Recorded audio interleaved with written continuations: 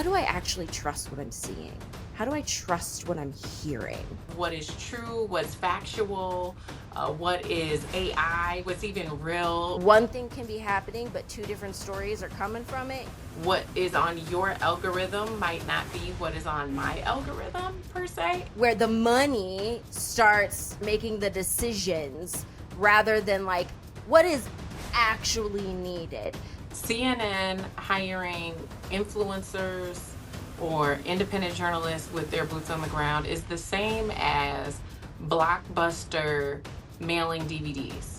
They'll never be Netflix. We get further away from the truth. Most companies that practice journalism see it as a business and not as a public service. Hey, Slay Nation, it's your host, Heather, back with another episode of the So She Slays podcast. Now, I know that, you're consuming all of this media, all this news, and the headlines can feel a little clickbaity, right? A little more clickbaity than there is truth. And I know I've had conversations and I know you've thought, how do I actually trust what I'm seeing? How do I trust what I'm hearing? Well, our guest today has made it her mission to do exactly that, to educate people and to help people understand what is the truth when it comes to media. We're diving into what it means to be a truth teller in a time when the media feels very divided, disgusted, and distrusted. That's a lot of alliteration. Our guest, Georgia Fort, is a 3-time Emmy Award-winning journalist and founder of the Center for Broadcast Journalism. She's helping diverse voices take up space in an industry that hasn't always made room. In all honesty, I was there too. So been there, done that too. She was also one of only two reporters inside the courtroom for Derek Chauvin's sentencing, giving us, all of us, front row seats to one of the most pivotal moments in history. So today we're talking truth, trust in the media. Georgia, thank you so much for joining. I feel like this conversation is so poignant at this moment in time. And I've had this, like, as a consumer and a person in media, I have had this discussion so many times. Yes. And it's, we're going to get into it because the fact that one thing can be happening, but two different stories are coming from it is wild I to know, me. right? Well, Heather, thank you so much for the invitation to be here. Everything that you just touched on in the opening there, it's so timely and it resonates so deeply with the work that I'm doing. Yeah. Which, I mean, let's like get into this because I feel like when I was going to school for journalism, when I was growing up learning about the news or, just even consuming it, it was very, very different than what it is today. Mm-hmm. And I almost feel like everybody I talk to, one of the things that we always talk about is being able to trust what I'm seeing, what I'm hearing. There is such a large degree of distrust when it comes to the news, when it comes to media, that I think a lot of people don't even know where to start. And so then they either fully jump on and rabbit hole into a different direction, or they just ignore it, which I don't think either one is good. Yeah, no, I mean that's so true. And I think with the rapid growth of AI and rapid use of AI, that is actually only going to get worse. And so it's really frightening, to say the least, that we on a daily basis are scrolling on our timelines and are unsure of what is true, what's factual, what is AI, what's even real, or what is generated by artificial intelligence. And then when you add the algorithm divide to that, I think it gets even more concerning because, we had talked even beforehand about what is on your algorithm might not be what is on my algorithm per se. It could be the same topic, but two total different variations on the same topic, and might, include some information that's accurate, some information that's not. But it is definitely contributing to the polarization that we are experiencing in our country. It is extremely divisive. And if that's not enough to digest for news consumers, right?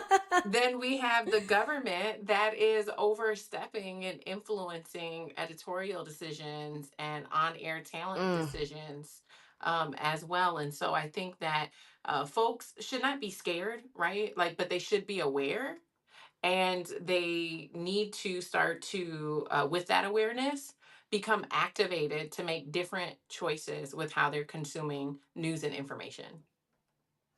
And but I think that's like such a thing right now. I feel like everybody is aware of the problem, right? Everybody knows that there's a problem. And a lot of times, like, I have one of my really good friends who lives in Tennessee, and we have debates. We have solid debates over what's happening in the news, in the economy, so on and so forth, right? And it's very apparent to me when we talk that we are consuming, like you said, very different stories about the same topic. And at the same time too, we always go, well, what reference, like, did you do research? Where's this from? Yep. Who said it? Yep. Was it a right leaning? Was it left leaning? Was it this? Was it that? Like, was it an education? Like, what? Cite your source. I'm like, Yep. what is this? A bibliography? Right. So But that is it's what's just like required now. You actually have to do that these days. it is. It's so like, and it and this is, I feel like we're up against an even bigger like dilemma too, and speak to this as well, because like I feel like in today's day and age, we move so fast, right? So we're always looking for efficiency. So who the heck is going to actually do the process of research and looking up and citing your source per se, right? Like most people are just like getting the headlines and regurgitating them, right? And then we go to AI, and thankfully there are some AI platforms that'll give you like different opinions. I know Perplexity does a little bit of more research, but I kind of feel like you have to ask them to cite your source. AI is a tool; it's not the end all be all, people. Yes. But like, I feel like people just aren't going to take that extra step because everything is just so easy and so handed to them right now. So it's like, please help me figure out what is this disconnect? How can we actually tame this fire that is just like running through, that's just filled with distrust? Yeah. I think culture is going to have to change, right? Like, Mm, we have become a society of convenience. And, whether you want to think about the McDonald's effect and how that's impacted our society, how the short form content has impacted people's attention spans. mm, I guess I would parallel it to going to the gym and eating healthy, right? It's very yeah. convenient to swing by and get that fast food. It's so much easier to skip the gym and get the shot, right? Everybody's on Yeah. automatic. And so are we as a culture and society going to continue to subscribe to this culture of convenience, or are we going to start to really acknowledge the impact that it's having on us, on our relationships, on our mental health, on our democracy, and make a decision to do something different? And so I think sometimes people feel powerless and they feel like, oh, well, there's nothing that I can do about it. There's these huge corporations that control all the media. The government is now, suing these media outlets and strong arming them and influencing them. There's nothing I can do. It's out of my control. But actually, if you stop watching, you stop reading, you stop liking, you stop sharing, you stop subscribing, it will have a tremendous impact. And this is where I think the emergence of independent media makers who uphold a different standard of ethics, like myself, become extremely important. And there's a major opportunity for us to pave the way of doing something different and building media outlets that are really intentional about how we serve our community, and we prioritize facts and truth and humanity and diversity and inclusion over advertising, over views, over clicks. And so, unfortunately, I think a lot of institutions that have journalism or news products have gotten so far away from it being a public service. And now it's really Mm. just a business. And they are solely making decisions based on what is going to drive their revenue, what's going to drive their listenership, what's going to drive their audience, what's going to bring in the most dollars. And they could really care less about the impact that it has on communities. And then when you start talking about communities of color, those disparities, and the harm that's caused gets even worse. Yeah, 100%. So that kind of brings up my next question. What does ethical journalism actually look like? You gave us a little bit of a taste when you said, we have these independent media outlets. Um, what does ethical journalism look like, and how do we tell if it's actually ethical? Yeah, I think ethical journalism is human centered.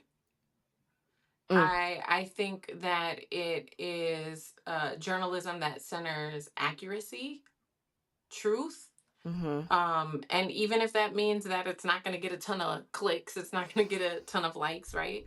I think ethical journalism is journalism that prioritizes stories of joy with the same sense of urgency that it prioritizes stories about tragedy.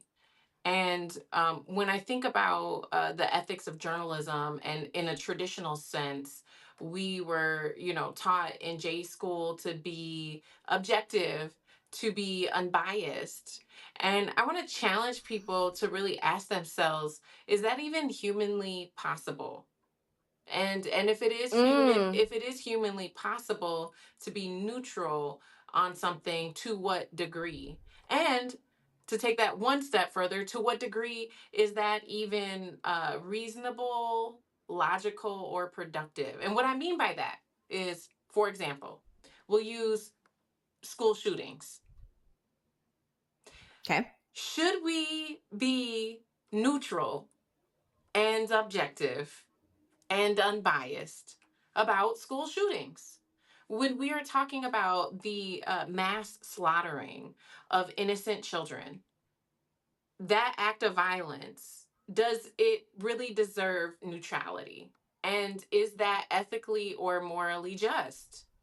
And so I think that Mm. there are certain ethics that have been taught as standards to practitioners of journalism that are morally and ethically wrong. And so I think that media needs reform, journalism needs reform, just like so many people have called for reform in public safety and in the education industry and in the lending industry and in the healthcare industry. Media needs reform too.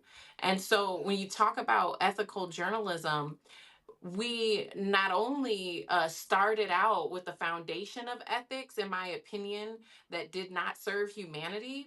It certainly didn't serve Black and Brown communities. But now we are in a whole new day and age where publishing journalism is not the same as publishing journalism 100 years ago when these ethics were created, right? You used to have to go to print, you used to have a deadline, you used to have an editor, you used to have all these things. Now people can publish information straight from their cell phone. So the climate even in which these ethics exist are is totally different. So I think the ethics in the industry have to be redefined, and the best people to help shape that, in my opinion, are the people who have been publishing digitally and have had experience in what it means to produce factual, trustworthy information in this climate.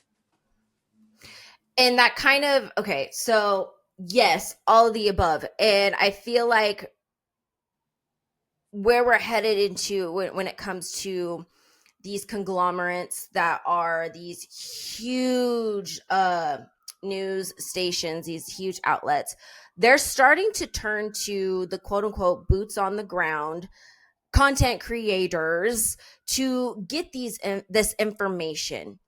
And as someone who, spent some time in news and in journalism myself, I am so apprehensive for that. And I'm like, what? This is the decision, right? Where we've talked about this before, where the money starts justifying or making the decisions rather than like what is actually needed. So let's talk about that, because there is I think I read CNN is starting to hire like content creators for Hmm. some of their quote unquote boots on the ground. And I was like, excuse me? What? So tell me like your thoughts on this whole thing. Like, I mean, you have, like you said, media is changing, news is changing, we're operating off of a book of rules that doesn't exactly apply so much. So it's like, what are your thoughts about a CNN making content creators your boots on the ground reporter? Or and what are some of these things, what are these rules that we should be looking at and challenging? I think CNN hiring influencers or independent journalists with their boots on the ground is the same as Blockbuster mailing DVDs. They can try it. They can try it, but they'll never be Netflix. Blockbuster Mm-mm. could never be Mm-hmm. Netflix, right? And so I wrote an op-ed about this, that news and journalism is at its Blockbuster Netflix moment. And if you're old enough to remember the experience of going to Blockbuster on Friday night or Saturday night to go and check out your VHS, and maybe they have a special rent one get one free, so now you're trying to get two movies and some snacks. You better rewind those tapes before you bring them back, and you better bring them Yep. back on time, or you're going to get late fees, right? And so that actually was a part of our societal norm. Going to Blockbuster on a Friday or Saturday night was such a pillar in American culture. It is Mm-hmm. exactly how we consumed film if we didn't go to the movie theater. And then there was this thing called Netflix that popped up. And it was kind of cute, right? They'd mail you some DVDs to your house. It was convenient, but it was I remember that. yeah, I was like, it was really woo. weird. Like, okay, DVDs in the mail, I guess, like I don't have to go to Blockbuster, but like you kind of still wanted to go to Blockbuster. But then It's an experience. Netflix continued to invest in its infrastructure and its technology, and they decided to double down on innovation and imagine an experience for moviegoers that wanted to catch a movie at home that was just so different than and so radical from what Blockbuster was offering. And when they decided to double down on themselves and actually cater to the audience and meet the audience where the audience was at, they won. Right? And Mm-hmm. Blockbuster went out of business. And so, what I'm trying to say here is that news and journalism is at a critical point.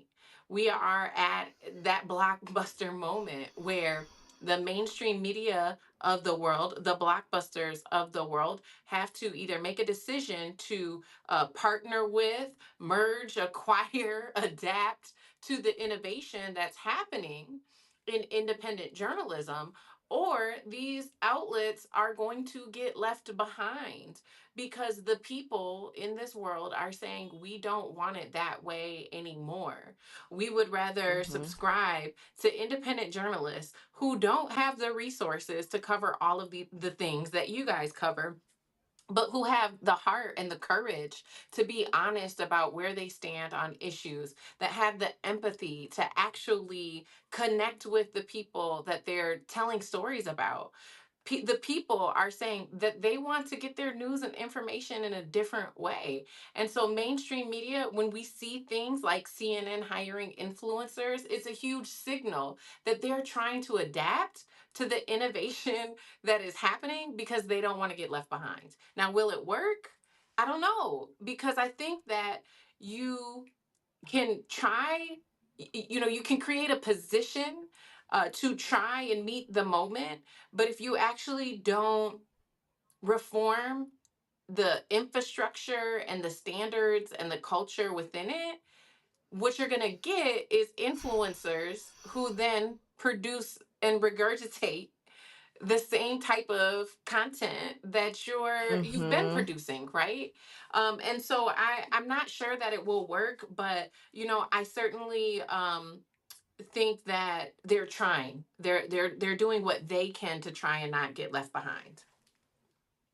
Yeah, and I mean, look, when I transitioned out of doing news, that was like the biggest thing. They're like, "Oh, broadcast news is dead. It's dead." Like, you can say goodbye to it, kind of a thing. They've been saying it for a long time. But what I will say though is that is, I think, one of the things that worries me, concerns me the most, is that we get more of this, we get further away from the truth and more into uh I guess very bias, Mhm. or only I'm seeing this story and this thing in one way. And I think a lot of times too, that's where we start having issues, right? We But I start think putting ourselves in it. but I think that we've been getting news and information in one way for a really long Mm, time. And so one of the things that I have done, I started in independent journalism about 8 years ago, and I started my own company about 6 years ago. And one of the things that I realized as a biracial Black woman who is doing this work is that historically, um, especially, like, you could go back in the newspapers and see that there was a certain way in which stories were told that oftentimes dehumanized and criminalized Black people in America. And it caused a lot of harm. And in some cases, it cost people their lives. There's an mhm. entire research study that was done on this called Printing Hate by, I believe it was Howard University. And it is this huge research study of historic records of newspapers all across this country from the 1920s and the 30s, and how newspapers oftentimes were the platform that incited lynchings, right? And so, how did that happen? It goes back to exactly what you said. You were only getting one account, you were only getting Mm, one side, and it was a bias side, and it was a side that was full of hatred. And so, when you look at things like what happened in Tulsa, Oklahoma, when you look yeah. at what happened with the triple lynching in Duluth, Minnesota, where I'm from, when you look at those incidents, there was an accusation against an individual that was made that was never really researched. It was never fact checked. It wasn't, justified by other sources. And the newspaper printed that one account as though it was a fact, and it led to these huge tragedies. It cost people their lives. And then it would come out later, for example, like in Duluth, Minnesota, where these circus workers were accused of rape. It would come out later that Irene Tuscan actually lied.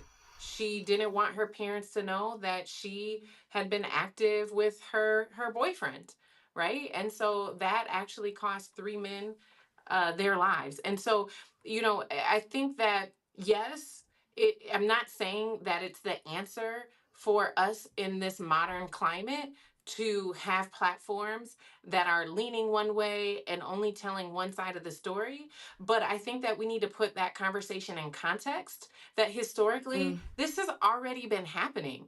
We have commercial media all across this country that has been running with police narratives solely for for centuries, right? Since Mm-hmm. media existed. And so when we look Mm-hmm. at what happened here in Minneapolis in 2020, part of the reason why people were so outraged was not just by what happened and the lack of accountability thereafter, but the attempt to cover up, the attempt to change the facts, and the Minneapolis Police Department here locally using their influence to connect with media and use media as a tool for their cover up. And we talk about journalism. Yeah, there should be some ethics. There should be second and third sources that are justifying the information that you're publishing. But too oftentimes, and in that instance, you could go back. There's a historic record of it. The very first press release that went out about George Floyd said that he died from medical complications, right? So Oy. that was published without talking to the 12 witnesses who were at the scene. That was published without talking to the family. That was published without looking at independent footage. That was published without looking at body camera footage. And that happens all the time. And so we've in news and journalism, especially in mainstream media, oh, they've been only telling one side of the story. And that, in my opinion, is part of the reason of how we got here. So I don't think it's the answer, but I do think that we have to put it in context that this is not a new problem. This is something that's been practiced since the inception of our industry. Oh, 110%. Oh, I love that. I love everything you just said, because that then always comes back to the argument where you're in the newsroom and it's speed versus accuracy, right? But I feel like a lot of times, and today, we are a lot more loose with that accuracy. It's one of those things where it's like we will just say it and then, oh, oops, we made a mistake, correct, blah, blah, blah, or whatever. But I feel like there was a time where everybody was like, hold up, let me see if this is actually true. Mm-hmm. Yeah. And I just feel like that argument or that practice has kind of gone to the wayside a little I bit. What do you agree. think? I agree. And I think it is because most companies that practice journalism see it as a business and not as a public service. Mm. Journalism is a public service, and it's probably the only public service that is not funded by the government. And thank God in this climate that it's not funded by the government. But it Yeah. creates this complex business value proposition, um, because then if it's a public service and it's not a business, then who pays for it? And so traditionally, we've seen businesses try to wrap advertising or subscribers or a paywall around their product. But then, in turn, what happens when you are living in a capitalistic society and the biggest platforms, the most influential platforms that are supposed to be looking at journalism as a duty, as a responsibility, as a public service, and they're actually more so concerned about the business and the bottom line, then that's where you start to foster that culture of let's hurry up and get this out first because we want to get the views, we want to get the likes, we want to be, the platform that broke the story. And so now it becomes no longer about getting it right. It becomes about driving your viewership, driving your listenership, driving your subscribership. And so I think that is, in my opinion, one of the biggest contributors to how our industry has really lost its way. We have to get back to understanding that journalism is a public service. Oi, oi, like yes. Okay, and so this is what I want to kind of talk a little bit about, because I think sometimes people don't realize exactly what you just talked about, that it's a business. Um it's a business now. And what I've always, like, around the dinner table with my family and all that kind of stuff, and we're talking about news or we're talking about the media or anything like that, I've had to explain several times that obviously the difference between opinion and fact, Mm-hmm. and also that the news is 110% a business. first and foremost. I mean, that's why when I worked in the news station, in the newsroom, it was like, if it bleeds, it leads. Mm-hmm. If it was sweeps week, which to those Mm. who don't understand the verbiage, that's a week where the network, the advertise, all of that, they're paying mighty close attention to your viewership, because then that helps decide how much of a budget you get. Mm-hmm. So that's how this stuff works. So to your point, it is a public service, but because money is what makes the world go round, we find ourselves stuck in this, competition to get the eyeballs, competition to get the likes. So where does independent based journalism fit in this arena? And how do we go about consuming more of that? And do we consume that, or do we bring in everybody? Mm. That's a really good question. And one, quite frankly, that I think the American people will have to decide. I think Mm. globally, the people will have to decide. And, I say that because, you know, us who are in the industry or who are out the industry but still doing the work independently, we can do what we do all day long, but it's really the people who have the power to decide who they're going to listen to, who they're going to watch. And I think that we're seeing this more and more in this current climate we're in. For example, with the Target boycott that was Ooh. spearheaded here in Minneapolis by a series of activists and civil rights attorneys that have been very active since or even before 2020, right? And so they started that national boycott, and it spread like wildfire all across the country. And suddenly you saw the power of the people equate tangibly to an impact on a corporation's bottom line. And so the people really truly have the power, despite the fact that these corporations have millions and sometimes billions of dollars, despite the influence that the politicians have, right? And so the people are really going to have to choose wisely on where they watch, where they read, what they share, what they subscribe to. And if they want to see independent sources, independent outlets, independent journalists be the next wave of how folks get their news and information, then they're going to have to make that investment of time. They're going to have to make that investment from their pocketbooks to support those outlets. And when we're talking about this as well, I want to point out the fact that I think from a political standpoint, news and media companies are becoming not just political weapons, but vehicles for propaganda. And to Mm. me, that's extremely concerning. When you see a president influencing the purchase of an entire platform, now we're not just talking about like influencing one story, but you're talking about influencing what stories get viewed by who in what geographic area, what information gets suppressed. I mean, that is a lot of control. And while we have elections here and we have the 2028 election kind of looming, with the uncertainty of whether or not Trump is going to try to run for a third term, people have said, like, what might that look like for our elections to be co-opted or whatever. I mean, it might look like business as usual, but the information that you get about candidates on your news feed might be inaccurate, and it might be all Mm. you see on your timeline.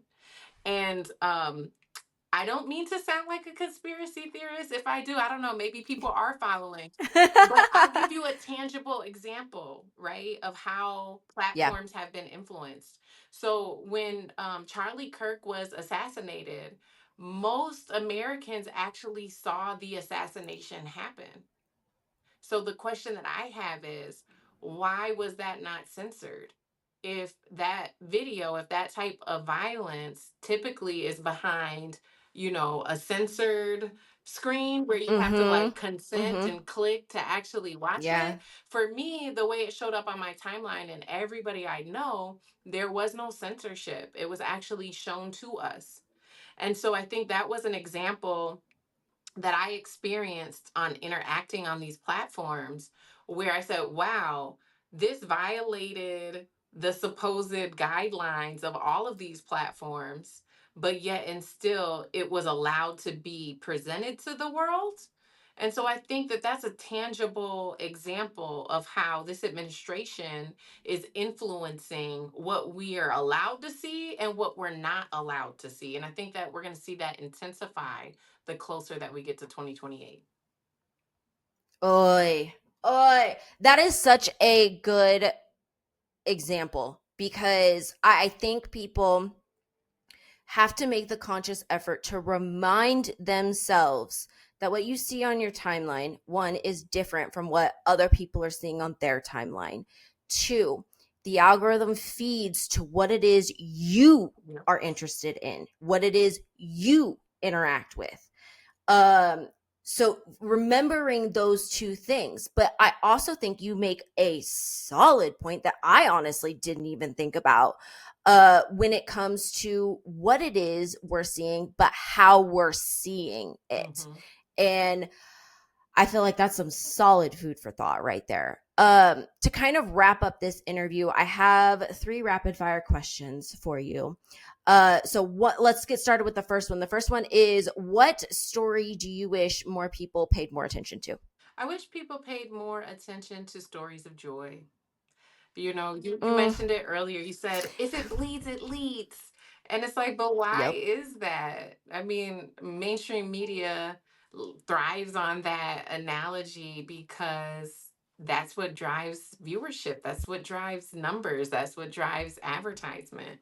And so, how do we get folks to pay more attention to the kid who has the lemonade stand because they're trying to raise money because their mom has cancer? How do we get people to pay attention to the story of the painter that is 12 who launched her own business because that's her dream to be an entrepreneur? How do we get people to pay attention to a grandmother who is learning how to swim for the first time Mm, simultaneously side by side with her grandchildren?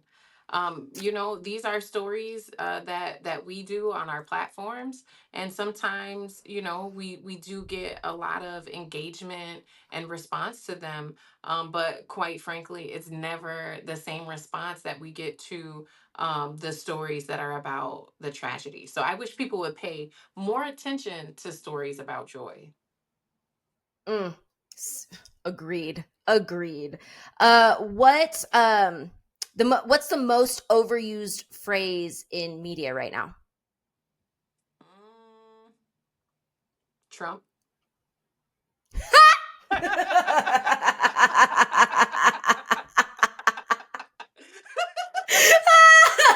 It ain't even a phrase, it's a word. Oh Lord. Ooh, that was funny. That was great. Okay. Facts though. 100% facts. Um, Okay. One truth you wish everyone understood about the media. mm, that oftentimes in mainstream media, the people you see are not really allowed to be their full authentic selves. Mm. Example, when I worked in mainstream media, I couldn't wear my hair naturally curly. It was a violation of my contract, right? I had to assimilate the way that I talked. And so, oftentimes you'll have people who are there who really do have a heart for humanity and believe in the power of storytelling, and they're trying to operate within the confines of their job and what their bosses expect them to do. So I wish more people understood that. Yeah. Definitely. There's definitely contracts attached to that. All Hmm. those lovely people you see on screen. Yes. There's some hardcore contracts. Hmm. Well, Georgia, thank you so much for joining us. But where can people find and follow you? Thank you That's the so most much, important Heather, for thing. having me. This was wonderful. If folks want Yeah. to follow me on social media, I'm on all platforms at by Georgia Fort, or you can head over to my website for the latest on news and information, and that's georgiafort.com. Thank you so much again. And Slay Nation, thank you so much for listening. Make sure to like, comment, share this episode. This is definitely a topic I'm super passionate about. And I'm so glad that Georgia got to get on and talk to me about this, because I think I've learned some stuff as well. And until next time, Slay Nation, we'll catch you later.